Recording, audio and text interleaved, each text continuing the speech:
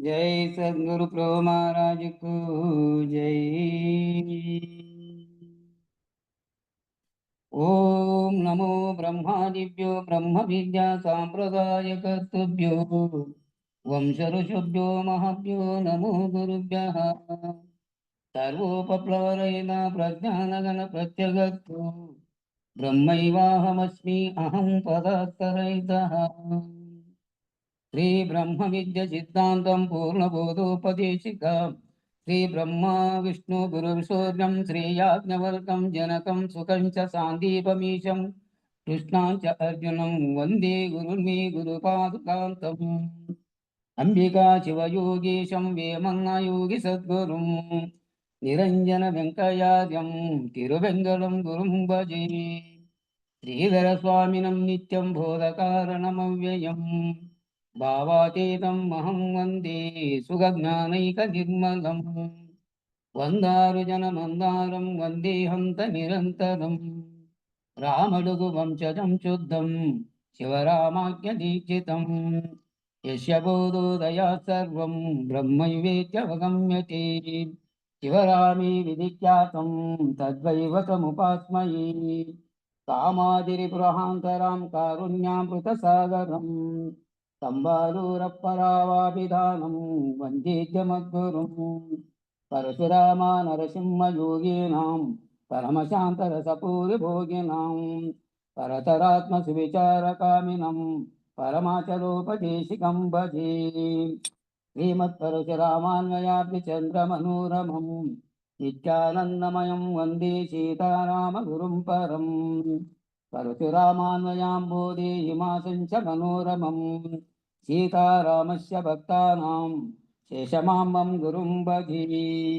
श्रीमत्कारुणिकं महागुणनिधिं पूर्णप्रभाभासुरं निर्द्वन्द्वं निरपेक्षकाममलं निस्सङ्गमाद्यं विभुं नित्यानन्दमयं निरेहमतुलं निर्मुक्तकर्मादिकं श्रीकृष्णयाच गुरुं भजेऽहमनिशं श्रीचित्तसन्तोषणम् सारातीरसमस्तगसागम सर्वोत्तमसुभात्यकम् श्रीवत्सगोत्रकलशाम्बुधि पूर्णचन्द्रम् श्रीकृष्णपादकमलामृतपानभृङ्गम् श्रीपीलुकानवंशाबुधिरेव जातम् श्रीलक्ष्मणारामनसा स्वगुरुं भजामि वेदवेदान्तपारीणां भक्ताभीष्टफलप्रदम् सर्वातीतमुनिर्वाचम् शङ्करेन्द्रं नमाम्यहम् अचल परिपूर्ण केवलात्म स्वस्थरूप दीपकम् येलुकान शंकर प्रभु देशिकेन्द्र कारणम् बृहद्वादिष्ट सद्विचार साधु मार्ग भक्तनम् सच्चिदानंद वेंकटेश्वर सद्गुरुं भजाम्यहम् आत्मानात्म अतीतमनिशं केवलात्मोपदेशिकम् श्री वेमल रामय्यार्य योगीन्द्रं सद्गुरुभ्यो नमो नमः। अक्षराक्षरमतीतं च अचलपूर्णोपदेशिका श्रीपूर्णानन्दपुल्लयार्य सद्गुरुभ्यो नमो नमः। पूर्णबोधसुधानिधिं पूर्वपुण्यफलप्रदं वेदान्तानन्द सद्गुरुं वेङ्कटरमणार्य गुरुं भजे। पूर्णानन्दपुल्लयार्य पुत्ररत्नमहागुरुं कृष्णानन्दयुगं देवं कृष्णमूर्ति नमो नमः। परब्रह्मानन्दवर्षं परापरसमादर्शं ज्ञानाज्ञानतीतानन्द अस्वत्थार्य नमोऽस्तु ते। सर्वकालाकालप्रत्यक्षं सर्वोत्तमसुशाश्रितं विरहितानन्दगुरुं वेङ्कटदासार्यं भजे। अस्मद्गुरुसमारम्भं कृष्णसान्दीपमाध्यमाम् ओंकारपीठपर्यन्तं वन्दे गुरुपरम्परम्। जय सद्गुरु प्रभु महाराज को जय। जय पूर्णानंद पुल्लयार सद्गुरु प्रभु महाराज को जय। इंदुगल गुरु भक्त मंडली को जय।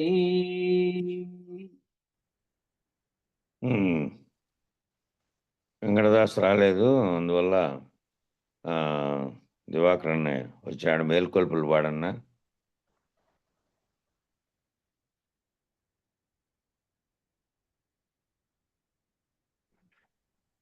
దివాకర్ అన్న.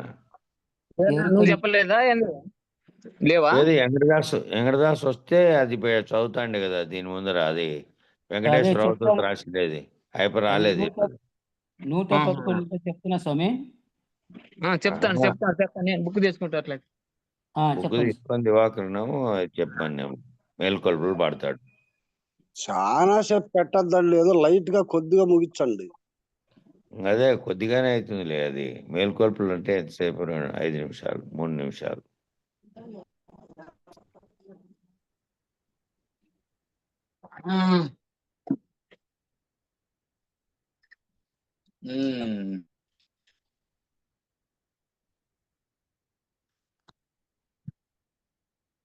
జై గురు. జై గురు. చెప్తాను.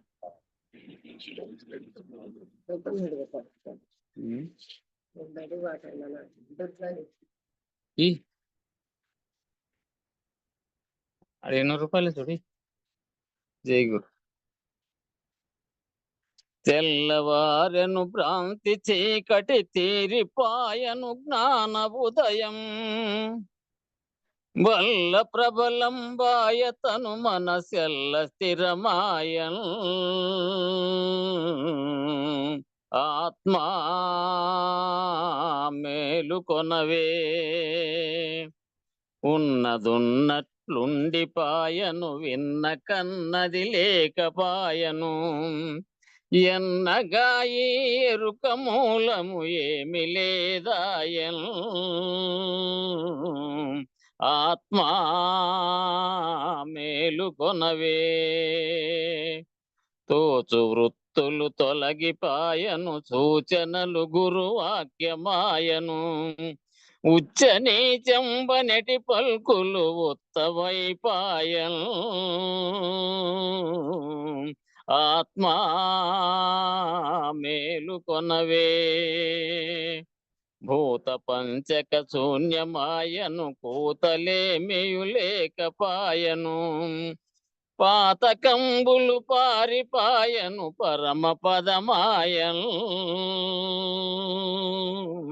ఆత్మా మేలుకొనవే, ఇల్లు బయలై తెల్లనాయను కళ్ళ బోధలు చెల్లిపాయను, పిల్లలాటల పోలికాయను ప్రేమ లేదాయన్, ఆత్మా మేలుకొనవే, పిండ బ్రహ్మాండముల నుండెటి దండి అఘములు తెలివాయను, ఖండ ఖండములోన చూడయ ఖండమైపాయన్, ఆత్మా మేలుకొనవే, హరిహరాదుల కందకుండెటి గురుని వాక్యము నమ్మికాయను, పరమ పదమే బట్ట బయలై భావమిక బాయన్, ఆత్మా మేలుకొనవే, జనన మరణము జడుపు జీరెను కనులు వేడుకమం కాలిపాయను, మనసు ఇంద్రియ చలములెల్లను మాయమైపాయన్, ఆత్మా మేలుకొనవే, జగతి విబుధులు స్వప్నమాయను పగలు రాత్రి లేకపాయను, ఒకటి రెంటికి మూలమాయను ఊహలేదాయన్, ఆత్మా మేలుకొనవే,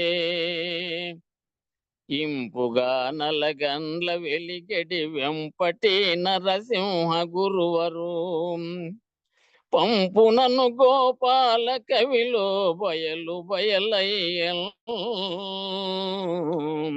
ఆత్మా మేలుకొనవే. జై సద్గురు ప్రభు మహారాజుకు జై. మోసమాయను జీవ చూడగ మోక పాశములధికమాయను, గాచి జందక చేసని గతి కర్మమే మందు జీవా మేలుకొనవే కల్పశతముల కన్న మిక్కిలి కాలమాయను తిరిగి చూడగా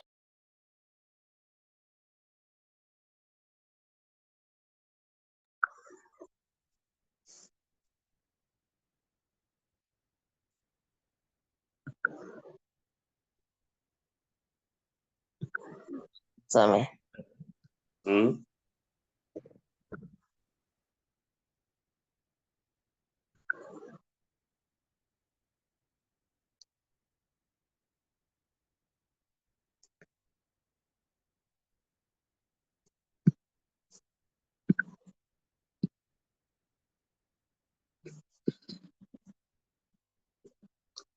జయ గురునా మ్యూట్లో పడింది చూసుకోలే అన్నయ్య చదువుతాన్నాడు అట్లే. ఇంకా చాలే ఒకటి చెప్పినాడు కదా. లేదు నువ్వు ఆ టయానికి రాకపోవడం వల్ల ప్రార్థన అయిపోయినిచ్చే పిలిచాము. ఇంక నువ్వన్న పాడన్నా ఇది మేలుకొల్పులు అన్నాను. నెట్ కట్ అయి ఉంటుంది. ఆ టయానికి రాలేదు, నువ్వు పాడు ఇంకా మేలుకొల్పులు అన్న పాడని పిలిచినాం. నువ్వు రాలే ఆ టైంకు. పాలేదు, ఏదో దొక్క నొప్పి వచ్చింది. సరేలే, రేపు పాడుదు లేదు అవుతా. ఇంకా 2 రోజులు ఉంటుంది. అందరికీ జయ గురు.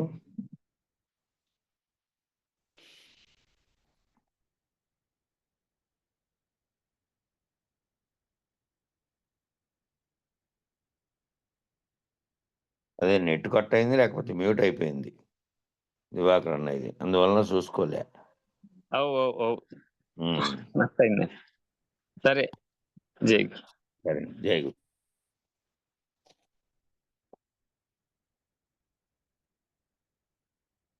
ఏ కందము కాకందమే మాకంద పలరసుని మరిపించు రుచిన్ మీ కందములైనను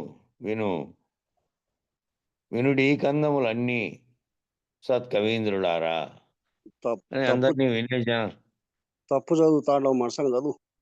ఏ కందము కాకందమే మాకంద పలరస రుచిని మరిపించు రుచిన్ మీ కందములైనను వినుడి కందములన్నీ సత్కవీంద్రులారా అని అందరినీ సత్కవీంద్రులుగా ఉద్బోధించారు. ఇక్కడ అందరూ సత్కవీంద్రులు. నిజానికి వింటున్న వాళ్ళందరూ కవీంద్రులు కారు.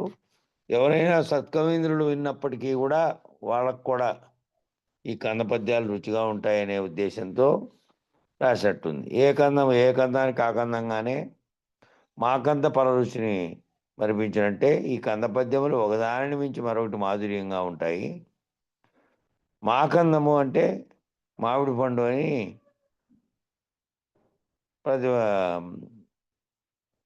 దీంట్లో పర్యాయ పద నిఘంటువుల్లో మాకందం అనే పదానికి మరి మామిడి పండు అనేది ఉంది. అట్లా మామిడి పండులాగా ఏ పండు ఆ పండు రుచిగా ఉన్నట్టు మాధుర్యంగా ఉంటాయి ఈ కందపద్యములలో గల మాధుర్యం. మామిడి పలరస మాధుర్యాన్ని మరపిస్తుంది. కావున మీరును ఈ కందపద్యములలో గల రసమాధుర్యమును గ్రహించవలనన్నా ఈ పద్యములు అన్నీను చక్కగా విని దీంట్లో రసమాధుర్యాన్ని మీరు చూడాలంటే ఈ పద్యాలన్నింటినీ కూడా మీరు గ్రహించవలను. ఈ మాధుర్యాన్ని గ్రహించాలంటే అన్నీ చక్కగా విని దీని ఎందుగల ధర్మమర్మను విచారించవలను అంటున్నారు. ఈ పద్యమును మరొక విధంగా వివరించదలిచిన, ఒకవేళ ఈ పద్యాన్ని మరో రకంగా వివరించదలిచితే ఈ కంద పద్యములలోని ప్రతికందము యొక్క సారము లోకవాసనను నశింపజేయను. కానీ అట్టి లోకవాసన రహితము మీకు ఇష్టమైన ఎడల ఈ కంద పద్యములను మొదటి నుంచి తుది వరకు వినవలసింది అని తాత్పర్యం. ఈ పద్యాలన్నీ ఏ విధంగా ఉన్నాయి అంటే లోకంలో ఉన్నటువంటి లోకవాసన సంబంధించినంతా నిరసన చేసేటువంటివి, నశింపజేసి పరమపదం వైపు, ఈ పరిపూర్ణ భావం వైపు మిమ్మల్ని నడిపించేటివి. కాబట్టి అటువంటి లోకవాసన నిరసింపజేసేటివి కాబట్టి మీకు అది ఇష్టమైన ఎట్లా ఈ కంద పద్యాల మొదటి నుంచి తుది వరకు వినవలసింది అని తాత్పర్యం. నే చందము చదివెరుగను నా చందం బిదియు గురిని నమ్మి రచిస్తిన్ ఈ చందపు పద్యములను చూచందరు నగక దిద్దరి నిద్ద జోరుడి సుకవులన్ నే కందము చదివెరుగను నా చందం బిదియు గురిని నమ్మి రచిస్తిన్ ఈ చందపు పద్యములను చూచందరు నగక దిద్ద జోరుడి సుకవుల్. ఈ కంద పద్యము నే చందము చదివెరుగను అని అన్నారు, కానీ నిజానికి కందం రాసిన వాడే కవి అనేది లోకంలో నానుడి. కందం అంత కష్టంగా ఉంటుంది కాబట్టి మిగతా వాటి అంతటికి ఉన్న సులభమైనటువంటి స్వేచ్ఛ దీన్ని రాయడంలో ఉండదు. దీనికి కొన్ని పరిమితులు ఉన్నాయి. అయినప్పటికీ కూడా నేను కందము నే చందము చదివేరుగాను అంటున్నారు, కానీ నిజానికి కంద పద్యాల్లో ఉండేటువంటి దాన్ని ఆయన చదవకుండా అంటే నేర్చుకోకుండానంటే ఆ వాళ్ళ గురువుని నమ్మి రచిస్తేనంటే ముందు కంద పద్యాల్లో ఉండేటువంటి లక్షణాలను చూసి ఆ లక్షణాల ప్రకారం కూడా ఆయన రచించినచ్చు. అట్లా రచిస్తుని నేను చందోపద పద్య లక్షణ కోశము అధర్వణ చందము గోకర్ణ చందము శ్రీధర చందము చందోదర్పణము మొదలుగా గల చందో శాస్త్రములు చదివి ఎరుగను. ఇవన్నీ చందో శాస్త్రాలు పైన చెప్పినటువంటి. నిజానికి ఈ అధర్వణ చందము గోకర్ణ చందం శ్రీధర చందం చందోదర్పణం అనే దానిలలో చందోదర్పణం అనేది చాలా పేరుగాంచినది. చందోదర్పణము అనేది నేను చదివాను. అది ఇప్పుడు లభ్యం కావట్లేదు, ప్రింట్ కూడా తీసుకున్నా దాన్ని, బయట పీడిఎఫ్ దొరికితే. ఆ చందోదర్పణం అనే ఆ పద్యాలన్నీ ఆ గ్రంథాలన్నీ చదివి నేను ఈ లక్షణాలన్నీ నేర్చుకోలేదు. వ్యాకరణ సూత్రాలు నా చందం మంతయును గురువాక్యమును నమ్మి రచించినదే. నా చందం అంటే ఇక్కడ ఛందస్సు కాదు, మళ్ళా అక్కడ పైన వాడిండే పదము ఛందస్సు. నా చందం అంటే నా విధం అంతా ఎటువంటిదంటే నా విధం అంతయు కూడా గురువాక్యమును నమ్మి రచించిందే. మూలము లేని గుర్తెరిగే శరీరం ఏమీ లేదు అను గురువాక్యమును నమ్మి రచించాను. ఆ గురువాక్యం మూలం లేని గుర్తెరిగే శరీరం ఏమీ లేదు. దాని ఆధారంగా దీంట్లో సారాంశం ఉంది. అయితే దానికి వాడే ఛందస్సు కందపద్య ఛందస్సు వాడారు. అన్ని కందపద్యాలే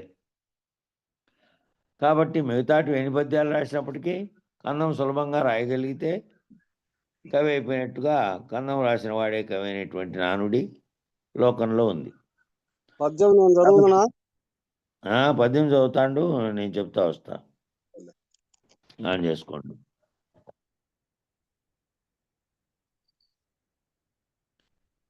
సుకవులైనటువంటి మీరు ఈ చందపు పద్యములను చూచి హేళన చేయక ఈ కంద పద్యంలో ఏమైనా తప్పులు ఉండొచ్చో ఆ తప్పులను ఒప్పులుగా చేయము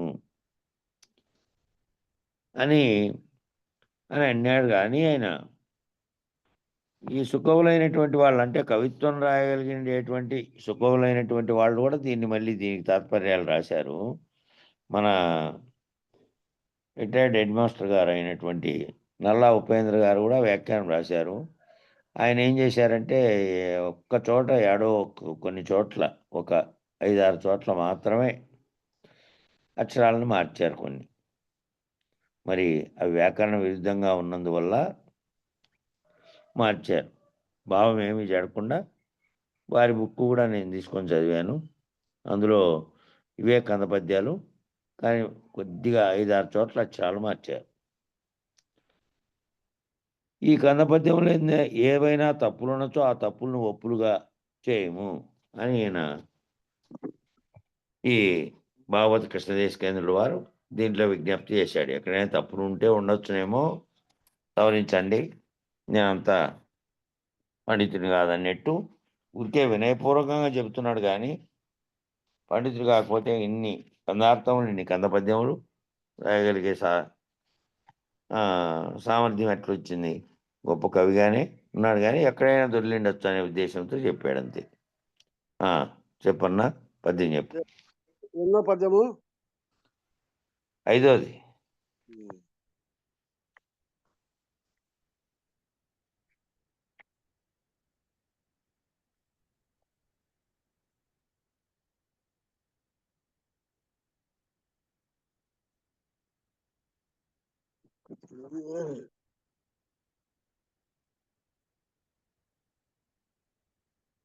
కథ కాదు జనన మరణ వెతమానుటకై రచిస్తి వరకవులారా. అది కథ కాదు జనన మరణ వ్యథమానుటకై రచిస్తి వరకవులారా మధించి చూచి దిద్దుడి పథమే మాత్రం తప్పి పరకయుండన్. ఓ వరకవులారా, వరకవులు అని ఎవరు పిలుస్తారంటే సహజంగానే వారికి కవితా రచనలు పూర్వజన సుకృతం చేత వరకవులు అటువంటి వరాన్ని పొందినటువంటి కవులు ఉన్నారే. ఇప్పట్లో కొంతమంది ఆశువుగా చెప్పగలిగినటువంటి అనేక మంది ఉన్నారు. ఆ వరకవులారా, నేను మీకు వివరించబో ఈ గురువాక్యము పరిపూర్ణ బోధ. నేను ఈ వివరించకపోయేటువంటి గురువాక్యం అనేది ఏది ఉందంటే, ఈ పద్యాల ద్వారా వెలిబుచ్చుతున్నటువంటి అభిప్రాయం ఏమిటంటే, గురువాక్యము పరిపూర్ణ బోధ, అసత్యమైన కల్పిత ప్రబంధం కాదు. అసత్యమైన కల్పిత ప్రబంధాలు అనేకం వచ్చినాయి కాబట్టి పురాణాల రూపంలో, ఆ తర్వాత వాటికి అనుబంధంగా మళ్ళీ దాంట్లో నుంచే సారాంశం తీసుకొని మళ్ళీ కొన్ని కథలను రాశారు. మళ్ళీ కొన్ని కథల్ని అనేక కథలను రాశారు. మళ్ళీ ఒక పురాణమే అయినప్పటికీ దాంట్లో నుంచి అనేకంగా వచ్చినాయి. అట్లా కల్పిత ప్రబంధం కాదు ఇది. పురాణ ఇతిహాసముల వంటి కథలు కాదు, పురాణాల్లోని ఇతిహాసాల్లో చెప్పినటువంటి కథలు కూడా కాదు ఇవి. ఈ గురువాక్యమును పరిపూర్ణ బోధన మీరు బాగుగా విచారించి జనన మరణ వేదన పాపుకొందురని ఈ గ్రంథం వాస్తుంది. ఈ గ్రంథం అంతా ఏంటి అంటే, నువ్వు తెలుసుకోవడం, నీకు అతీతంగా ఉన్నటువంటి దాన్ని తెలుసుకోవడం, నువ్వు జీవిస్తున్నటువంటి ఈ జగత్తు, ఈ బ్రహ్మాండం అంతా కలలో చూస్తున్నటువంటి లేఖనే తోస్తున్నటువంటిది. నేననేది కూడా కలలో చూస్తున్నటువంటిది. నేననే దాన్ని భావించి నిజం అనుకొని చూస్తున్నా కాబట్టి చూస్తూ ఉన్నదాన్ని నమ్మి దానికి అతీతంగా ఉన్నదాన్ని వివరించే కోసం గురువాక్యం చేత ఇదంతా చెప్తున్నా. కాబట్టి జననము మరణము అనేటువంటి వేదన బాపుకుంటారని ఈ గ్రంథం రాసినాను. వరకవులైనటువంటి మీరు దీని అందుగల మంత్రగోప్యము, మంత్రగుహ్యము, మంత్ర రహస్యము, మంత్ర మర్మము బాగుగా విచారించి చూచి ఆ పైన ఏమైనా తప్పులున్నచో వాటిని దిద్దుడు. ఈ దీంట్లో చెప్పినటువంటి మంత్రగోప్యం, మంత్రగుహ్యం, మంత్రరహస్యము, మంత్రమర్మం బాగుగా విచారించండి అని చెప్పారు. అయితే ఎవరైతే గురువు చేత శిష్యులుగా మంత్రోపదేశం పొంది ఉన్నారో వాళ్ళకి భావాన్ని అర్థం చేసుకోవడం సులభంగానే ఉంటుంది. కానీ ఇప్పుడు చదువుతుంటే వింటున్నటువంటి, ఇప్పుడు మంత్రోపదేశం పొందకుండా కూడా కొంతమంది మన గ్రూప్లో ఇప్పుడు వింటూ ఉన్నారు. అట్లా ఈ మంత్రమును దీని గురించి తెలిసి ఉండకపోతే దీని భావాన్ని ఒకవేళ చెప్పినప్పటికీ కూడా దాని యొక్క గోప్యము మరియు గుహ్యము మరియు రహస్యము, మంత్ర రహస్యం, మంత్రగుహ్యం, మంత్రగోప్యము అన్నాడు.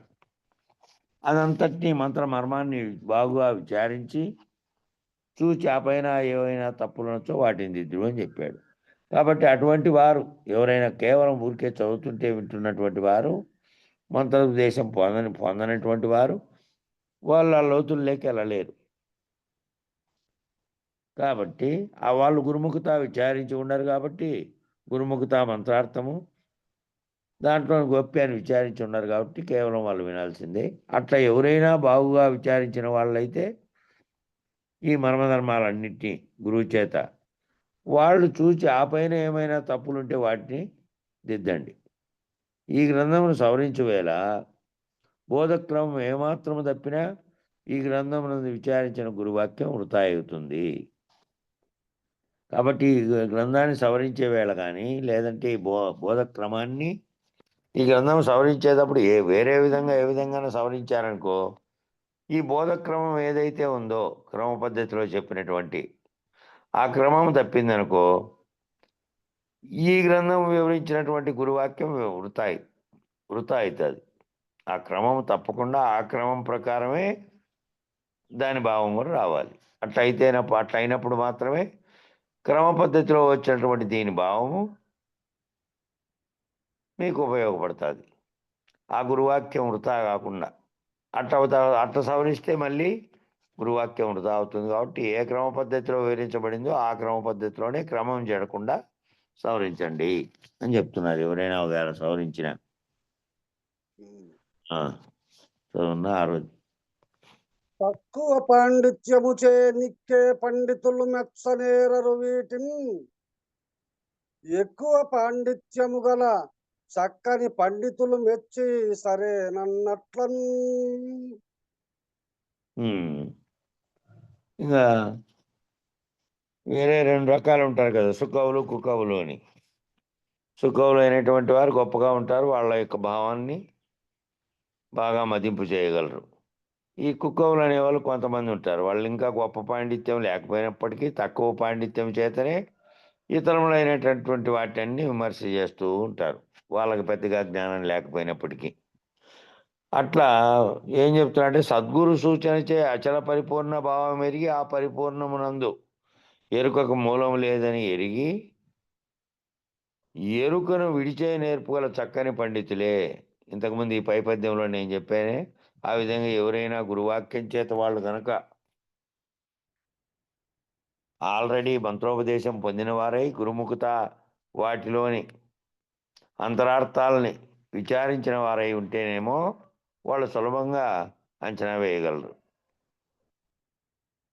ఆ విధంగా సద్గురుకు సూచన చే అచల పరిపూర్ణ భావాన్ని ఎరిగి ఆ పరిపూర్ణమునందు ఎరుకకు మూలం లేదని ఎరిగి ఎరుకను విడిచే నేర్పుగల చక్కని పండితులైతే మటుకు ఈ గ్రంథంలో గల సారాన్ని మెచ్చుకుంటారు. కానీ పరిపూర్ణ బోధన ఎరుగక, ఈ పరిపూర్ణ బోధ అనే దాన్నే ఎరుగక, మంత్రోపదేశం అనేది కూడా పొంది ఉండక మిడిమిడి జ్ఞానంగా ఏవో కొన్ని గ్రంథాలు మాత్రమే చదివి వాటిలో ఉండేటువంటి జ్ఞానం చేత నిక్కే పండితులు అంటే మేము గొప్ప అని చెప్పుకునే పండితులు, ఇతరులను విమర్శించే పండితులు ఈ గ్రంథమందు ఉండేటువంటి సారమును గ్రహించలేరు. ఈ గ్రంథంలో ఉండేటువంటి సారాన్ని వాళ్ళు గ్రహించలేరు. ఇతరత్రా ఎన్ని చదివినప్పటికీ గురువాక్యము గురువు చేతనే విశదీకరించుకోవాల్సిన అవసరం ఉంది. ఆ విధంగా విశదీకరించుకోగలిగినటువంటి వాడు అయితే తాను ఆ భావాన్ని ఆల్రెడీ పొంది ఉంటాడు కాబట్టి సులభంగా దీన్ని అర్థం చేసుకొని మళ్ళీ చెప్పగలడు. ఇక్కడ వివరణ, ఇక్కడ పండ అనగా బుద్ధి, పండితుడు అనగా యథార్థము నెరిగిడి బుద్ధి కలవాడు. పండితుడు అనే పదానికి విడదీసి ప్రతిపదార్థం చెప్పాడు కింద వివరణలో. పండ అనగా బుద్ధి, పండితుడు అనగా ఆ బుద్ధి చేత విశ్లేషించి నిజాన్ని గ్రహించగలిగినటువంటి బుద్ధి కలిగిండేవాడు అనగా కేవలాత్మ జ్ఞానం కలిగిన వాడని అర్థం. ఈ గ్రంథం విషయంలో ఈ జ్ఞానం విషయం ఎటువంటిదంటే కేవలాత్మ విషయాన్ని ఎరిగిండేటువంటి వాళ్ళకే ఇది సులభంగా అర్థమవుతుంది అని అర్థం. 7వ చదువు. సూరి జనులై గ్రంథపు సారము కనువారు కాని సంసార మహాఘోర వారాసి చేరిన వారలు విని దీన్ని వచయింపుదురే. సద్గురు సూచన చేత అచల పరిపూర్ణ భావం ఎరిగి ఎరుక సూత్రము గురుపాత్రులై తెలుసుకున్న చక్కని పండితులే ఈ గ్రంథంలో గల సారమును గ్రహించువారు. ఇక్కడ సూర్యజనులు అంటే ఎవరైతే గురువాక్యం చేత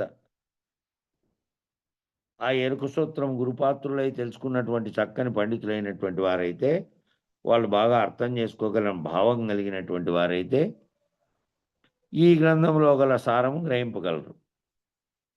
అంతేగాని సముద్రం వలె మహాభయంకరమైన దేహేంద్రియాదులతో కూడిన సంసార సాగరమందు తిప్పలు పొందుతున్నటువంటి జనులు ఈ గ్రంథమునందు వివరించినటువంటి పరిపూర్ణ బోధ క్రమమును విని పరిపూర్ణ భావం గ్రహించి నేను లేని స్థితిని పొందలేరని భావం. అయితే ఇక్కడ సముద్రం వలె మహాభయంకరమైన దేహేంద్రియాలతో కూడిన సంసార సాగరం ఉందంటే ఈ జన్మకు కారణమైనటువంటిది. జన్మలోకి వచ్చి జన్మలో నీవు నీ చుట్టూ ఉన్న బంధాలు మళ్ళీ ఈ జగత్ అనేటటువంటిది ఒక మహాసాగరం వంటిది.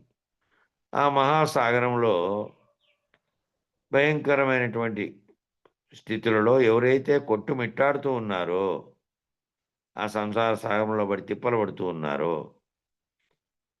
వాళ్ళు వైరాగ్య భావంతో ఆలోచన చేస్తే వాళ్ళు అర్థం చేసుకోగలరు.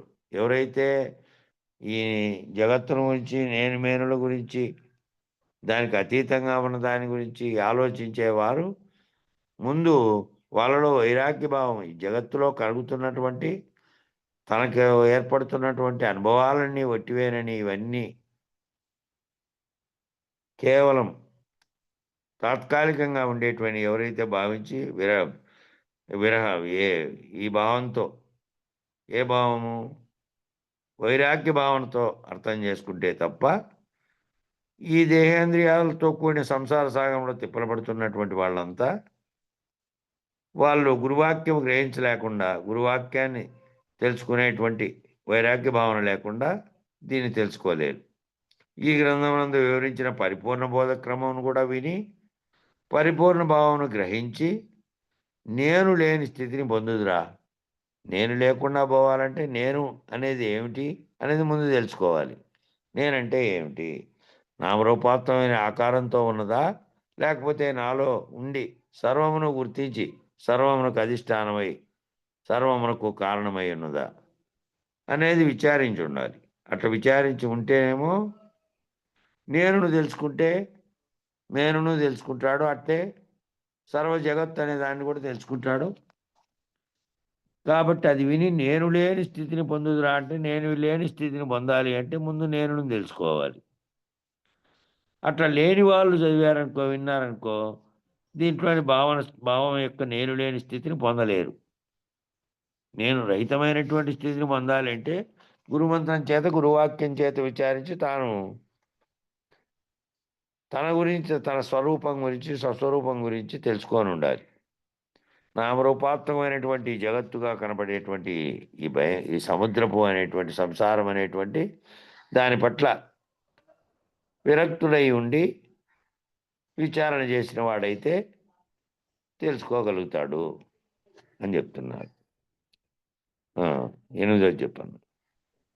గొప్ప ప్రతిష్ఠ తిప్పలబడు నృతతికెప్పుడు తీరదు వినా ఈ యొప్పుల కుప్పగు బోధను తప్పక నా మాట నమ్మదగు తప్పనకన్.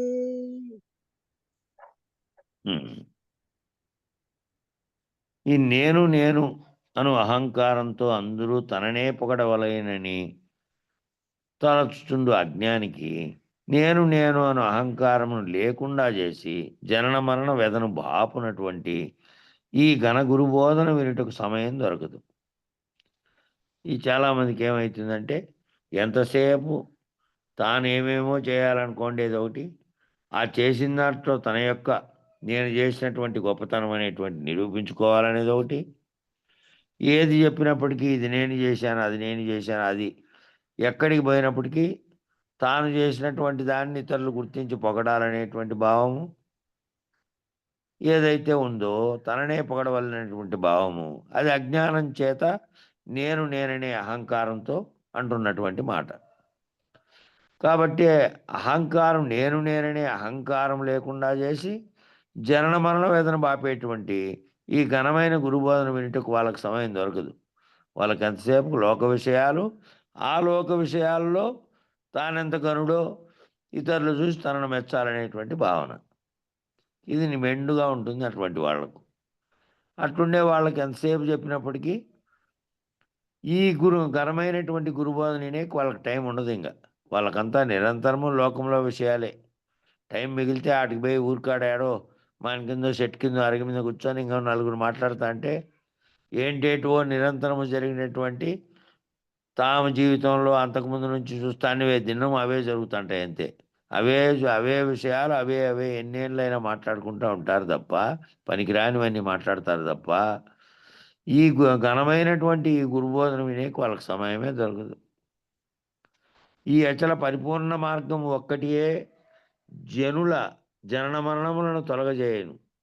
ఈ పరిపూర్ణ భావం అనేటువంటిది గురువాక్యం చేత, గురుమంత్రం చేత ఎవరైతే దాని అంతరార్థాన్ని గ్రహించి భావరహిత స్థితికి వచ్చి నిర్ణయాత్మకంగా ఎవరైతే రైతులై ఉన్నారో, ఆ రహితులైనటువంటి తామున్నప్పటికీ తాము కలలో ఉన్నటువంటి వారమే ఈ జరిగే సర్వచర్యలు సర్వక్రియలు జగత్తులో జరిగేటువంటి కలయనని ఎవరైతే ఆ విధంగా ఆరూఢపరిచి పడి ఉన్నారో వాళ్ళకి నిరంతరము ఈ భావం మదిలోనే మెదులుతూ ఉంటుంది. వాళ్ళకి ఇంక అన్ని విషయాలతో పనే లేదు, దానిలో జోలికే పోరు. ఈ అచల పరిపూర్ణ మార్గం ఒక్కటి జనుల మరణాలను తొలగజేస్తుంది. కాబట్టి ఈ విషయమునందు నా మాటను తప్పక నమ్మవలేను. ఈ విషయంలో మాత్రం నా మాటను నమ్మండి. అట్లా నమ్మిన వాళ్ళు ఎవరైతే గురుపుత్రులై ఉన్నారో వాళ్ళు నమ్ముతారు, వాళ్ళు వింటారు. ఆ నమ్మని వాళ్ళతో మనకెందుకు పని? ఆ నమ్మే వాళ్ళు ఎవరైతే ఉన్నారో నా మాటకు తప్పకుండా నమ్మితే వాటి వారు జనన మరణ వ్యతనం అనేటువంటి ప్రపంచ సాగరం, సంసార సాగరం అనే దాంట్లో నుంచి దాంట్లోనే ఉన్నప్పటికీ దాంట్లో మునిగిపోరు.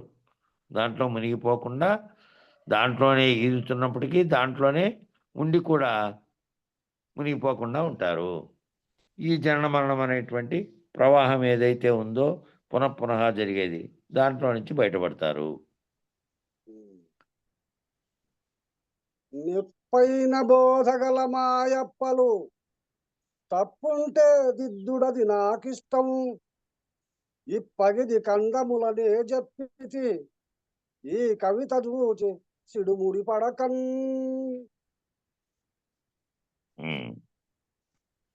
మెప్పైన బోధగల మాయప్పలు, మెప్పైనటువంటి ఘనమైనటువంటి గురుబోధోక్త స్థితిని పొందినటువంటి పెద్దల్లారా, ఓ పెద్దల్లారా అంటే ఎవరైతే ఈ గురుబోధోక్త స్థితిని పొంది దానిని భావంలో ఆరూఢులై ఉన్నారో అటువంటి వారిని గురించి చెప్తున్నారు. ఎవరైతే ఈ పద్యాలను ఆ విధంగా చెప్పి మళ్ళా వాళ్ళు వాళ్ళ శిష్యులకి చెప్పగలిగినటువంటి స్థితిని పొందినటువంటి పెద్దలారా, ముందు మీరు ఈ విధంగా దీన్ని తెలుసుకోండి. ఆ ఘనమైనటువంటి గురుబోధోక్త స్థితిని పొందినటువంటి వారు వాళ్ళు ఆల్రెడీ మళ్ళా ఇతరులకు బోధించగలిగినటువంటి స్థితిలోకి వచ్చేసి ఉంటారు వాళ్ళ యొక్క గురుకరణ చేత, గురుకృప చేత. అటువంటి వారు ఈ కంద పద్యములచే నే చెప్పిన కవితను చూసి తొట్టుపాటు పడక బోధక్రమం బాగుగా విచారించి ఆ పైన ఏమైనా తప్పులున్నచో ఆ తప్పులను మీరు ఒప్పులుగా చేయము. కాబట్టి నేను చెప్పినటువంటి కవితను చూసి తొట్టుపాటు పడక అంటే తొందరపడక, ఆ తొందరపడకుండా బోధక్రమం బాగుగా విచారించి ఆ పైన ఏమైనా తప్పులుంటే ఆ తప్పులు మీరు ఒప్పులుగా చేయము. అయితే ఏం తప్పులు? ఈయన చెప్పిన దాంట్లో ఎక్కడైనా అక్షరక్రమంలో తప్పులుండి సరిచేయాల్సిందే కానీ ఇక ఆయన చెప్పినటువంటి భావానికి అధికంగా చెప్పేటువంటి విషయం అయితే లేదు. అంత గొప్పగా చెప్పగలిగారు. ఇంకా దేన్నైనా సరే, ఏ భగవద్గీత సూత్రాలు, వేదాల్లో ఉన్న సూత్రాలని సారాన్ని అంతా అవడగట్టే ఇంతకంటే మించి చెప్పగలిగినటువంటి లేదు. ఆ శ్రీకృష్ణుడే ఈయనలోకి ప్రవేశించి చెప్పాడేమో అనే రీతిలో చెప్పారు. అనేకమైనటువంటి కందార్థాలలో వచ్చినటువంటి అంశాలు అన్నీ కూడా ఒకసారి పోల్చుకుంటే చూసుకోమనండి. అన్ని శ్లోకాల్లోకి ఆ భగవద్గీతలో చెప్పిన శ్లోకాలు కానీ ఉపనిషత్తుల్లో చెప్పిన వాక్యాలకు సూటిగా సరిపోయేటట్టుగానే చెప్పారు. కాబట్టి అంత గొప్పగా చెప్పినటువంటి ఈ కంద పద్యములను నేను చెప్పిన కవితను చూసి తొట్టుపాటు పడక బోధక్రమం బాగుగా విచారించి ఆ పైన ఏమైనా తప్పులున్నచో ఆ తప్పులను మీరు ఒప్పులుగా చేయము. బోధక్రమంలో ఏవైనా వెనక ముందు అయ్యింటే మాత్రమే వాటి ముందుకు వెనక్కు సరి చేసుకోవాలి తప్ప, అంతే తప్ప ఇందులో తప్పులే ఉన్నాయి, ఏం లేవు. మీరు ఒకవేళ దానిని గ్రహించేటట్టయితే దానిని ఒప్పులుగా చేయండి. అయితే పథమే మాత్రము తప్పక దిద్దుటయే నాకు ఇష్టం. అయితే మీరు దిద్దేటప్పుడు ఈ పదం ఈ మార్గాన్ని మాత్రం దిద్ది మళ్ళీ తప్పు చేయకండి. అది ఇదే విషయమాన్ని దీని మీద కందార్థాలని తెలుగులోకి అనువాదం చేయించింది తెలంగాణ ప్రభుత్వం. ఎప్పుడంటే 2020లో 5 ఏళ్ళు అయింది ఇప్పుడు. దాన్ని భాస్కర యోగనే అని రాశారు. ఆయన ముందు 2-3 వ్యాసాలు రాశారు. భాగవత కృష్ణదేశికేంద్రుల గురించి, వారి జన్మస్థానం గురించి, వారు రచించిన కందార్థాల గురించి. అందరూ మరిచారు ఆయన్ను. ఆయన ఇక్కడే ఈ ప్రాంతంలో ఈ విధంగా పుట్టి చేశాడనే వ్యాసాలు రాశారు పత్రికలో ముందు. తర్వాత ఏం చేసిందంటే ప్రభుత్వం ఆయనకు అప్పచెప్పింది, రాయన ఆయన దాన్ని మళ్ళా దాని వివరణతో సహా మళ్ళీ రాయి, దాన్ని మనం ముద్రిద్దాము, ప్రభుత్వమే ముద్రిస్తుంది అని చెప్పింది. ప్రభుత్వ అకాడమీ ఉంది కదా, తెలుగు అకాడమీ. సరే, ఈ పెద్దలంతా ఎవరైతే ఉన్నారో ఆ పెద్దలు కనీసం ఆలోచించి దాన్ని మేము రాస్తాం, మేమైతే దీన్ని భావాన్ని సరిగ్గా రాయగలము, లేదంటే మాలో కూడా అనేకులైనటువంటి వాళ్ళు ఈ పరిపూర్ణ బోధలో కవులు ఉన్నారు, వాళ్ళు చూస్తారు తప్ప ఎవరితోనో రాపికూడదంటే అద్వైత గురువు అయినటువంటి భాస్కర యోగి గారికి ఇచ్చారు. ఆయన రాశారు, కానీ భావాన్ని రాశారు. కానీ ఏమైందంటే పరిపూర్ణ భావానికి అనుగుణమైనటువంటి పథం తప్పింది అక్కడక్కడ. ఆ పథం తప్పి రాసినందువల్ల ఈయన ఏం చేశాడంటే పూజారి వెంకటేశం బహిరంగ లేఖ అని లేఖ రాశాడు. లేఖ రాసి గ్రూప్లో పెట్టేశాడు. గురుపథం అనే గ్రూప్లో. గురుపథం అనే పత్రిక నడిచేది కదా, ఇటీవల మన కరోనా టైంలో ఆగిపోయింది ఆ పత్రిక. ఆ పత్రిక రాశాడు లేఖ, అది వాళ్ళు ప్రచురించారు దాంట్లో లేఖ. ఆ పెద్దలందరినీ ధిక్కరించి నువ్వు లెటర్ రాసినావు అన్నట్టుగా ఆయన అన్నాడు. అంటే మీరంతా ఎందుకున్నారు, మీరంతా ఉన్నారు కదా, ప్రభుత్వం మేము చేస్తాము అని అన్నప్పుడు మేము మాలో ఉన్నారు కొంతమంది, వాళ్ళు రాయగలరని చెప్పలేకపోయినారు. వేరే ఆయన చేత రాయించి ఈయనకున్నటువంటి గొప్పతనాన్ని తగ్గించినట్టుగా అవుతుంది కదా అని చెప్పి ఆయన రాశారు. అట్లా దీన్ని ఏంటంటే ఈ పథం మార్చే విధంగా వ్యాఖ్యానం చేయరాదు. దీన్ని దిద్దటము అంటే ఏంటి, తప్పులు దిద్దమని చెప్పాడు తప్ప దీని మార్గాన్ని మార్చే విధంగా రాయకూడదు. అది మన తెలంగాణ ప్రభుత్వం రాసినటువంటి గ్రంథంలో జరిగింది. లేదంటే ఈ పాటికి ప్రభుత్వమే ప్రచురించింది కాబట్టి వేలాదిగా మార్కెట్లోకి వచ్చినవి, అవి రాలేదు. అక్కడక్కడ కొందరి దగ్గర మాత్రమే ఉన్నాయి. ఎందుకంటే ఈ మార్గం సరిగా రాయలేదు కాబట్టి వద్దులే అన్నట్టు తీసుకోలేదు ఎవరు. అట్లా పదం ఏమాత్రము తప్పిన బోధ పారకయుండును అంటున్నాడు ఇక్కడ.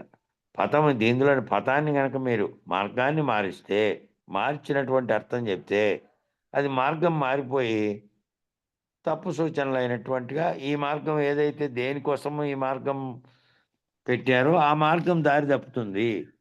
పదం మార్చకుండా తప్పులు దిద్దండి అని చెప్పారు. చెప్పన్నా.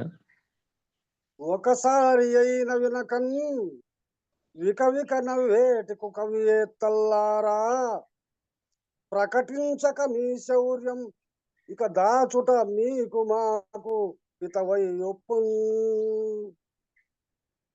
ఒకసారైనను దీన్ని వినకుండా మనస్ఫూర్తిగా విని దానిలోని అంతరార్థాన్ని తెలుసుకోగలిగే ప్రయత్నం చేయాలి. కానీ ఒకసారైనా వినకుండా వికవిక నవ్వేటువంటి, ఆ వికవిక నవ్వుతున్నటువంటి కవివేత్తల్లారా, కుకవివేత్తల్లారా అన్నాడు ఇక్కడ. కుకవులు అంటే మొదట్లోనే చెప్పాము ఇంతకుముందే. సుకవులు, కుకవులు అని గొప్ప గొప్ప భావాన్ని అన్నిటినీ తెలుసుకోగల, అర్థం చేసుకోగల సమర్థులైనటువంటి వరకవులైనటువంటి వాళ్ళు సుకవులు. కుకవులు అంటే కేవలం ఏదో నేర్చుకొని పాస్ అయి ఉంటారే, బట్టి కొట్టి పాస్ అయినారంట అంటారు చూడు మీరు వినేటప్పుడు ఎప్పుడైనా. అంటే దాంట్లోని జ్ఞానాన్ని గ్రహించకుండా మార్కులకు సంబంధించి వచ్చేటట్టు బాగా నోటికి నేర్చుకొని దాన్ని అక్కడ పెట్టి దానివల్ల మార్కులు వస్తే పాస్ అయినారు అన్నట్టుగా ఉండేది. ఎవరు ఎంత చెప్పినా ఎక్కిరించే వాళ్ళు కుకవులు. ఎవరేం చెప్పినని కాకుండా తామేమో పద్యాలు రాయగలిగిండే కవులుగా ఉన్నప్పటికీ కేవలం ఎట్లా రాయాలో తెలుసుకోండేటువంటి జ్ఞానంతో మాత్రమే రాసిన వాళ్ళు, అంతరార్థంతో సహా సర్వమును గుర్తెరగలిగినటువంటి సుకవులు కాదు వాళ్ళు. అటువంటి కుకవులు ఇదంతా చదవకుండా పూర్తిగా ఈ అచల పరిపూర్ణ భావం ఎరగకుండా ఎరుక మహత్యము తెలియక, ఎరుక అనేదే సర్వవ్యాప్తమై ఉన్నది కదా, ఆ సర్వవ్యాప్తమై అంతా బ్రహ్మాండంగా ఉన్నది అనేది తెలుసుకొని ఆ పరమాత్మ గొప్పగా ఉన్నటువంటి ఈ జగత్తు దృశ్యంగా కనపడుతున్న దానికి కారకుడై ఉన్నాడు కాబట్టి ఇదంతా కనపడుతోంది. కనపడని దాని గురించి మీరంతా ఎందుకు తిప్పలపడుతున్నారు? అదేదో అది కనపడదు, వినపడదు, అది ఏమీ చేయదు, దేనికి కారణం కాదు, భావించే చైతన్యం కూడా దానికి లేదు కదా, దాన్ని పట్టుకొని వేలాడుతాను. ఈ ఎరుకే సర్వమును చేస్తున్నటువంటి శక్తివంతమైంది కదా అని ఒక ప్రశ్న వేశారు ఆయన ఒక సభలో. దాని మీద వచ్చిందనమాట. సరే, ఆ గురువు గారు సమాధానం ఏం చెప్పారంటే, సరే ఇదంతా చేస్తున్నది అంతా ఎరుకే అయినప్పటికీ, శక్తివంతమైనది ఎరుకే అయినప్పటికీ, అంతా కూడా పరమాత్మతో సహా అంతా ఎరుకమే కదా. ఎరుకంతా ఎప్పటికైనా సృష్టి ఉన్నప్పుడు వచ్చింది. సృష్టి ప్రళయం జరిగి సృష్టి లేకుండా పోయినప్పుడు, ఆ సృష్టి అనేది రహితమైనప్పుడు, సృష్టి లేకుండా పోయినప్పుడు ఎక్కడికి పోయి ఏది ఉంది? ఎప్పటికీ ఒకటి మాత్రమే. ఏ రకమైన మార్పులు లేకుండా, పరిణామ వికారములు లేకుండా పరిపూర్ణమే ఉన్నది, బయలే ఉన్నది. దానికి ఏ శక్తి లేకపోవచ్చు కానీ అది నశించదు, అది పుట్టదు, అది చావదు. ఇదేమో పుట్టుతుంది, చస్తుంది, నశిస్తుంది, వ్యవహారములు చేస్తుంది, సర్వమును భ్రమింపజేస్తుంది, అన్నీ చేస్తుంది. ఇది అన్నీ చేసే శక్తి అంతా దీనికే ఉంది. కాబట్టి ఎరుక మహత్యము తెలియక, పరిపూర్ణ భావం ఎరుగక, కవిత్వమునందు అనుభవం లేక, కవిత్వంలో కూడా కేవలం ఏదో పైగా తెలుసుకున్నటువంటి కుకవులుగా ఉండి అనుభవం లేక, మేము సత్కవులమని చెప్పుకొని కుకవివేత్తలారా, మేమే గొప్ప కవులం అని చెప్పుకునేటువంటి కుకవివేత్తలారా, గ్రంథము వలె పరిమళింప కందములతో కూడిన ఈ గ్రంథమును, గంధము వలె, గంధం ఏ విధంగా వాసన వస్తుంది? ఈ గ్రంథం ఎటువంటిదంటే, ఆ గంధం ఏ విధంగా పరిమళం వెదజల్లుతుందో, వాసనని గుప్పిస్తుందో, అటువంటి గంధము వలె పరిమళించినటువంటి కందములతో కూడిన ఈ గ్రంథమును, కందపద్యాలతో కూడినటువంటి ఈ గ్రంథాన్ని ఒకసారి అయినను ఆశాంతం వినక, చదువక, ఒకసారన్నా ఆశాంతం ఈ గ్రంథాన్ని వినక, చదవక, పక్కపక్క నవ్వేటి వెర్రి వేత్తల్లారా, ఈ గ్రంథాన్ని ఇప్పటి వరకు మనం 3 సార్లు చదివాం. ఈ ఆన్లైన్లో ఒకసారి దీంట్లోనే పెట్టుకున్నాం. ఇక్కడ మేమైతే బ్రహ్మానంద రెడ్డి రాసినటువంటి దాంట్లో 3 గ్రంథాలు పెట్టాడు కదా, దాంట్లో నుంచి కూడా చదివాం. అట్లా ఆశాంతం అంటే మొత్తం ఒకటోని దాని నుంచి అన్ని పద్యాల వరకు అంతా ఒకసారన్నా విని, చదివి, అట్లా చదివి అర్థం చేసుకుంటే మీకు తెలుస్తుంది. అదంతా చదవకుండా, వినకుండా, పక్కపక్క నవ్వేటి వెర్రివేత్తల్లారా, మీ సూరత్వం వెల్లడి చేయక, అది ఊరికేనే. ఇప్పుడు ఆ శ్రీనాథుడు అంత గొప్ప కవి అయినప్పటికీ, పోతన గారు రాసినటువంటి భాగవతంలో ఒక దాన్ని వెక్కిరించినట్టుగా చెప్పాడు. ఏ ఆయుధమును చేకొనకుండా ఆయన హరి బయలుదేరినాడన్నవే, ఏ ఆయుధం లేకుండా, ఏ వస్తువు లేకుండా, తాను ఏ విధంగా ఉన్నాడో మర్చిపోయి, ఆ లక్ష్మీదేవి ఉత్తరీయం పైన కప్పుకునేటువంటి వస్త్రాన్ని చేతిలో పట్టుకొని అట్టే ఆమెను కూడా లాక్కుంటూ వెళ్ళిపోతున్నాడంట గజేంద్రుని యొక్క అదిని. ఎట్లుండే స్థితిలో అట్లా ఎట్లా పోతాడు, ఏం పోయి ఆడ ఏం చేయాలని పోతున్నాడు, ఏ ఆయుధము లేకుండా అన్నట్టుగా అన్నాడు. ఆ పద్యంలో అర్థం సరిగా లేదంటే ఆ పిల్లోడు, ఆ పోతన కొడుకు ఏం చేశాడంటే, మేనల్లుడు అవుతాడు కదా ఇతనికి, శ్రీనాథుని చెల్లెలే పోతన భార్య. ఆ మేనల్లుడు ఏం చేశాడంటే బావిలోకి ఒక రాయి వేశాడు. దబామని శబ్దం వచ్చింది. ఇళ్లలోనే బావులు ఉండేవి ఆ కాలంలో, బావులన్నీ. దబామని శబ్దం వస్తానే చెప్పాడు, అయ్యో మామ మీ పిల్లోడు పడిపోయాడు బావిలోకి అని. పరిగెత్తిపోయాడు. అట్లే చేతులు ఆడట్లే, కాళ్ళు ఆడట్లే, ఏం చేయాలో కూడా ఆడట్లే, బుద్ధికి తోచట్లే. అంతటి ఒక రకమైనటువంటి భయకంపితులైనటువంటి వాడై నిశ్చేష్టుడుగా ఉంటే అప్పుడు చెప్పాడు ఆ పిల్లోడు, మీ పిల్లోడు ఏం బలేదు, రాయేసిన దాంట్లోకి పరిగెత్తి వచ్చి దిక్కు తెలియకుండా ఉన్నారు చూడు మీరు, ఇప్పుడు అదే పరిస్థితి అక్కడ ఉంది కాబట్టి ఆ విధంగా అందుకని రాశారు, దాన్ని విమర్శించినందుకు జవాబు చెప్పాడు.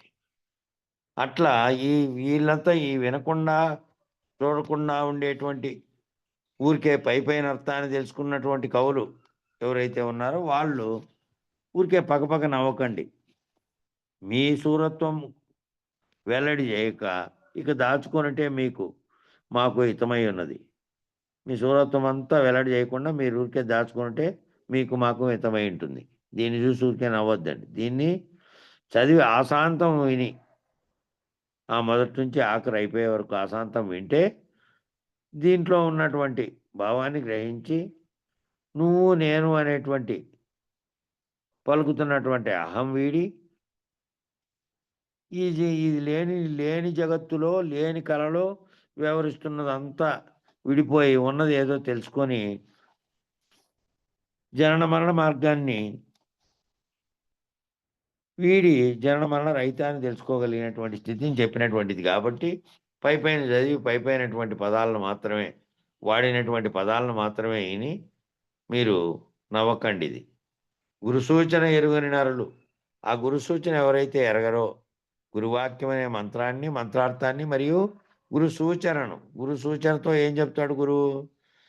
నీవు ఏ విధంగా లేవో నిన్ను రహితపరచి ఉన్నది సర్వవ్యాప్తమై ములుగుచ్చు సంధి లేకుండా ఉన్నటువంటి బయలు అనేదే ఉన్నది.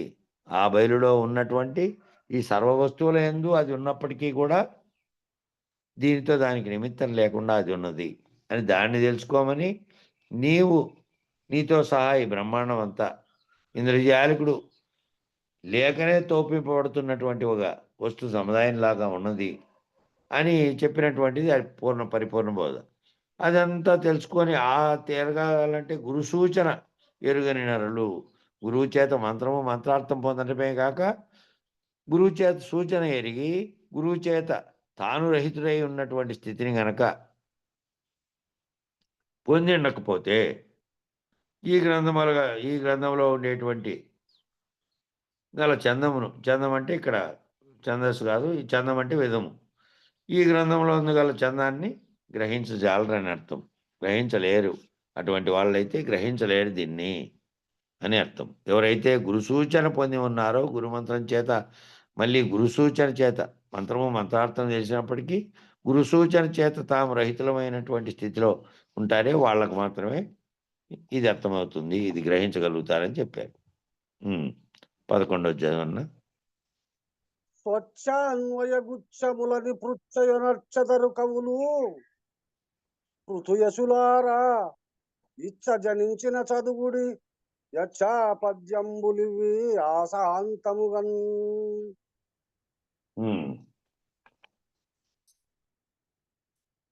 ఓ జనులారా, పృథుయసులారా అంటే పృథ్వీ మీద కీర్తితో ఉన్నటువంటి కీర్తి గడించినటువంటి వారారా, అచల పరిపూర్ణ భావ సిద్ధాంతం అనేది చక్కగా విచారించి బాగా కూర్చబడినటువంటి మంచి ముత్యముల హారం వంటిది. ఇది మంచి ముత్యాలు అనేటి వేరుకొని బాగా కూర్చి ఒక హారాన్ని తయారు చేస్తే మంచి ముత్యముల హారం వంటిది ఈ గ్రంథం పని సత్కవులు స్మృతి చేయుచుందురు.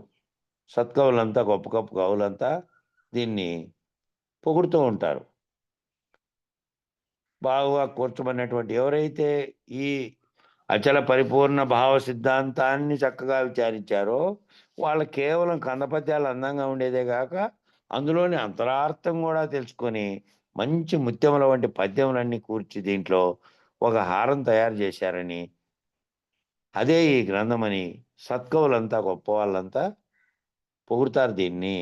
మీరు కూడా సంసార ఘోర వారాశి నుంచి దరిచేరవలనని ఇచ్చ జనించిన అంటే మీరు కూడా సంసారం అంటే నేను పుట్టి నేను పెరిగి నా ఇండ్లు ఇంట్లో చేసేది కాదు. సంసారం అనేటువంటి జననము మరణము అనేటువంటి జననించినప్పటి నుంచి మరణించే వరకు ఈ సర్వభూత ప్రపంచంతో నువ్వు ఉండి దృశ్యంగా భావించి దాంట్లో బంధాలను ఏర్పరచుకొని నువ్వు ఏవైతే సృష్టించుకున్నావో వాటన్నిటిలో నుంచి బయటపడడం.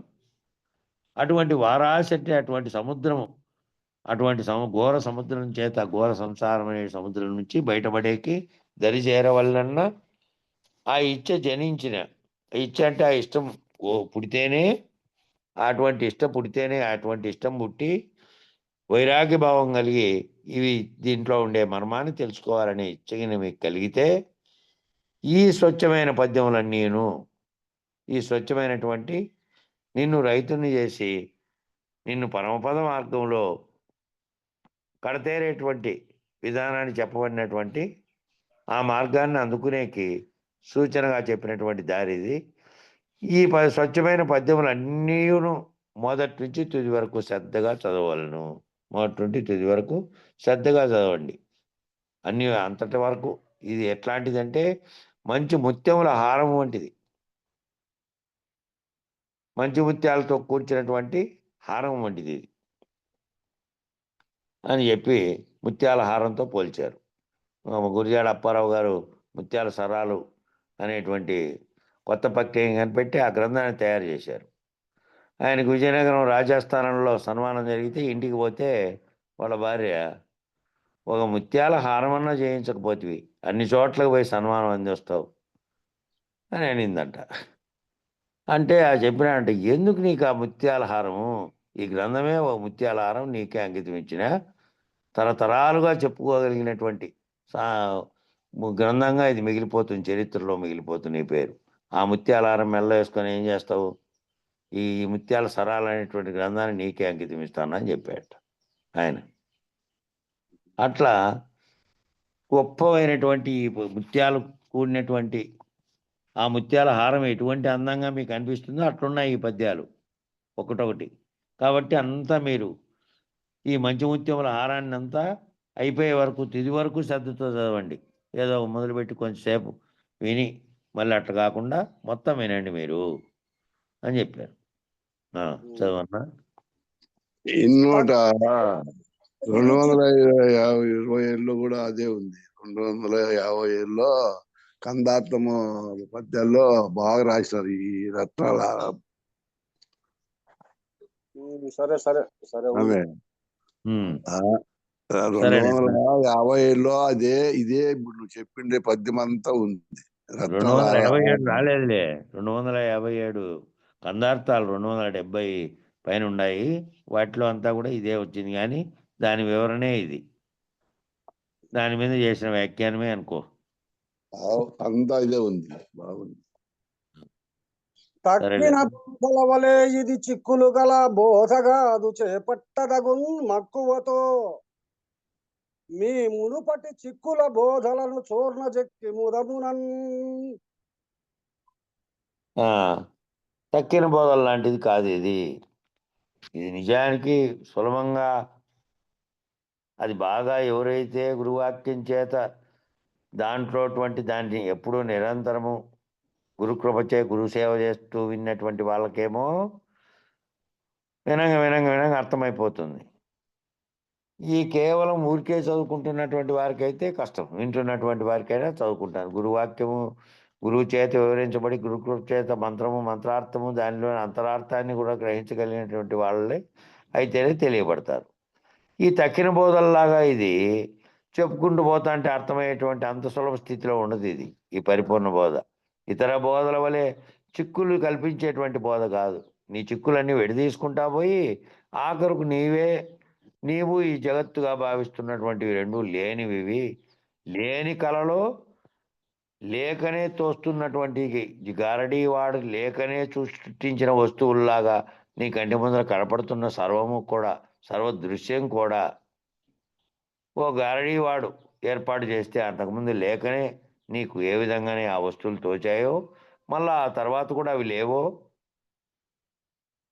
అవి మాయ చేత నీకు దృశ్యాన్ని కనిపించినటువంటివి అట్లాంటిది. కాబట్టి చిక్కులు గల బోధ కాదు ఇది. చిక్కుల్ని విడదీసేటువంటి బోధ, చిక్కులు తొలగించేటువంటి బోధ ఇది. అవేమో చిక్కులు కల్పించి నిన్ను ఇంకా గందరగోళంలో ముంచి నీవు అది చేసి ఇది చేసి నువ్వేమో చేస్తే నీ యొక్క నేను రహితమయ్యేది ఎట్లా అని తెలుసుకోకుండా నాకేమైనా మేలు జరుగుతుందా, నాకు మేలు జరిగితే ఈ బోధ నాకు ఉపయోగపడినట్టు దానికి అన్వయించుకొని పోయే వాళ్ళందరూ అడిగి పోతున్నామంటే అదిగో ఆడ యజ్ఞం జరుగుతోందంట, నేను కూడా పోయి టెంకాయ కొట్టి ఏదైనా చేస్తే నేను చేసిన పాపాలు ఏమైనా పోతాయేమో, కర్మ ఫలితాలు పోతాయేమో, అవి పోవు. ఎట్టి పరిస్థితుల్లోనూ దానిల వల్ల పోయేటివి కాదు. ఆ ఫలితాలన్నీ నువ్వు అనుభవించక తప్పదు, ఎవరైనా అంతే. కాబట్టి నేను లేకుండా పోవడం ఎలా? ఈ నేను అనేటువంటి దానికి పుట్టింది కాబట్టి ఈ నేను అనే దాన్ని విచారించేది ఆ మిగిలిన బోధలన్నీ దానిలాగా చిక్కులు కల్పించకుండా ఇతర మార్గాలని ఎరుక మార్గాలే కాబట్టి, అవన్నీ ఎరుకలో మార్గాలే కాబట్టి, అవి ఎంతసేపు చెప్పినప్పటికీ ఈ ఎరుక ఇది సంకల్పించినందువల్ల పుట్టినటువంటి లేకనే తోస్తున్నటువంటి జగత్తు, దాంట్లో నేననేటువంటి జీవుడు, నేననేటువంటి మహదంకారంతో కలిగినటువంటి ఈశ్వరుడు, జగత్ అంతటికీ అఖండంగా ఉన్నటువంటి ఎరుకగా ఉన్నటువంటి ఈశ్వరుడు. ఇదేమో ఖండ ఎరుక నేనని పలుకుతున్నది, అది అఖండ ఎరుక ఈ సర్వము ఉన్నటువంటి బ్రహ్మాండం తానని పలుకుతున్నటువంటి అఖండ ఎరుక. ఈ రెండూ కూడా ఇక్కడ విచారించి పోగొట్టేటువంటివి. అఖండ ఎరుకలు రెండింటినీ పోగొట్టే బోధ ఇది. ఇతర మార్గములన్నీ ఎరుక మార్గాలు అవి. ఇవన్నీ తొలగించిన తర్వాత అవి కూడా ఏం చెప్పాయి? ఈ ఖండ ఎరుకలుగా ఉన్నటువంటి జీవులు అనేటువంటి భావన లేదు, జీవుడు లేడు, ఇదంతా మాయేను, జగత్ అనేది కూడా కేవలం లేనిది, ఇది కూడా మాయే అన్నారు. మళ్ళీ తీసుకెళ్ళి ఏం చేశారంటే నువ్వే ఆ బ్రహ్మవు కాబట్టి నువ్వే అది అన్నారు. మళ్ళీ అక్కడ ఏమైంది? అక్కడ నేనే ఆ బ్రహ్మను అనుకుంటే నేనే ఆ సృష్టికి కారణమైన వస్తువు నాలోనే ఉన్నది కాబట్టి నేనే ఆ అఖండ ఎరుక అనేటువంటి బ్రహ్మ అనే పదవి పొందినప్పటికీ, నేనే బ్రహ్మను అనే భావం పొందినప్పటికీ అక్కడ మళ్ళీ అది అఖండ ఎరుక అవుతుంది.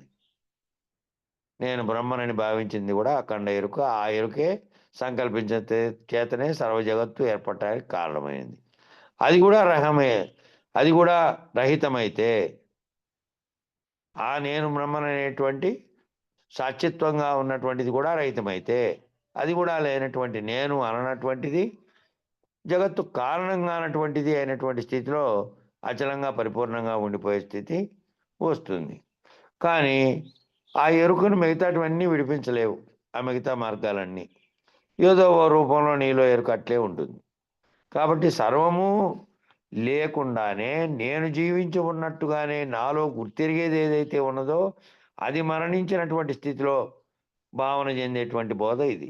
కాబట్టి శరీరం ఉన్నప్పటికీ శరీరంలో ఏ గుర్తిరిగేదైతే ఉన్నదో అది రహితమై తాను లేనని, జగత్తు కూడా లేనిదని, ఆ లేని కలలోనే నేను ఇదంతటిని పొందుతున్నానని భావించిపోయి చేసి ఆ శిష్యుడు ఊహచేత దాన్ని కనుక్కొని తానున్నట్టుగానే ముక్తిని సాధించగలిగినటువంటి బోధ ఇది.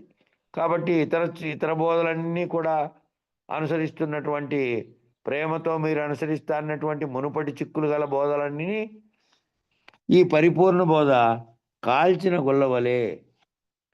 ఏదైనా ఓ దాన్ని కాల్చితే అదంతా బూడిదైపోయింటుంది, కానీ దాని ఆకారం కనపడుతూ ఉంటుంది చూసేకేమో. కానీ ఏదైనా బలమైన గాలి వచ్చిందంటే ఆకారంగా కనపడింది ఏమీ లేదు. ఒక గంప కాలిపోయింది, చూసేదానికి గంపలాగే ఉంది అట్లే, కానీ లేదు, అంత కాలిపోయినటువంటి స్థితిలో ఉంది. సున్నపురాయి గుల్ల సున్నం. గుల్ల అంటే గంప కూడా అని వస్తుంది అర్థం. కాబట్టి ఆ విధంగా కాల్చినటువంటిది ఎట్లుంది?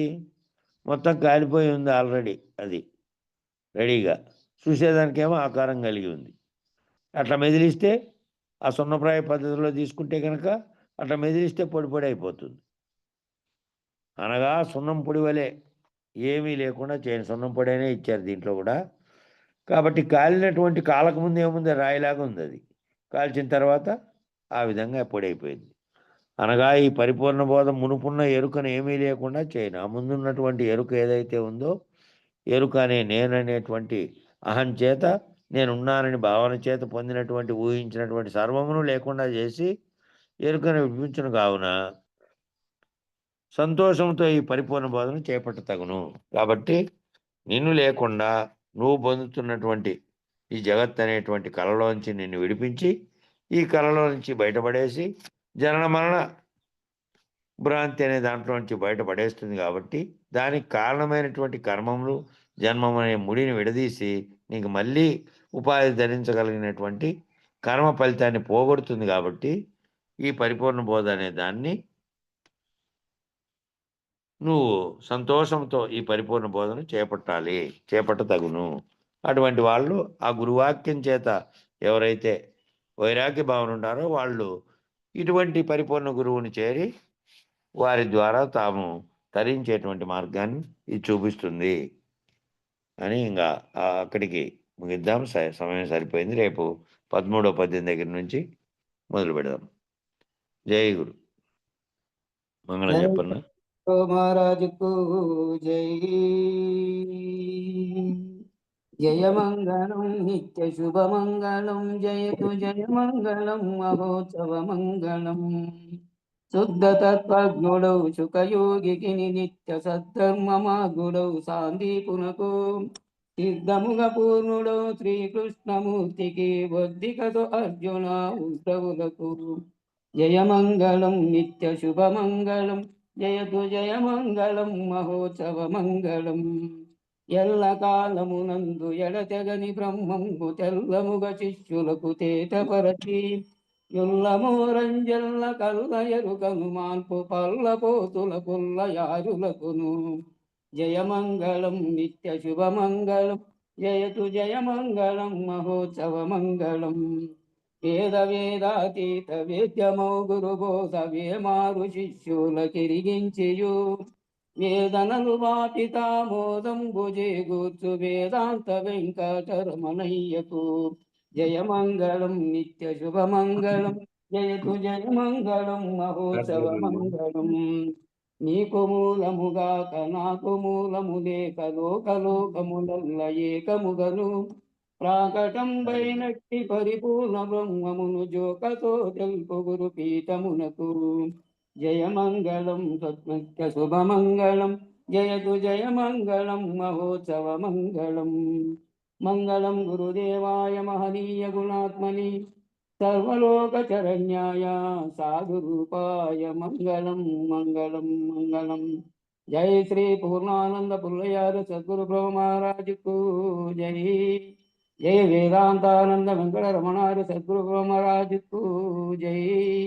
జై విష్ణానంద కృష్ణమూర్త్యార సద్గురు బ్రహ్మరాజుకు జై. జై జ్ఞానాజ్ఞానతీత అశ్వత్థార సద్గురు బ్రహ్మరాజుకు జై. జై శ్రీ విరహితానంద వెంకటదాసార సద్గురు బ్రహ్మరాజుకు జై. ఇందుగల గురుభక్త మండలికు జై. గురు పరంపరముకు జై. సర్వం సద్గురు చరణారవిందార్పణమస్తు. సర్వే జనా సుఖినో భవంతు. ఓం శాంతి శాంతి శాంతి. జై సద్గురుదేవ. అందరి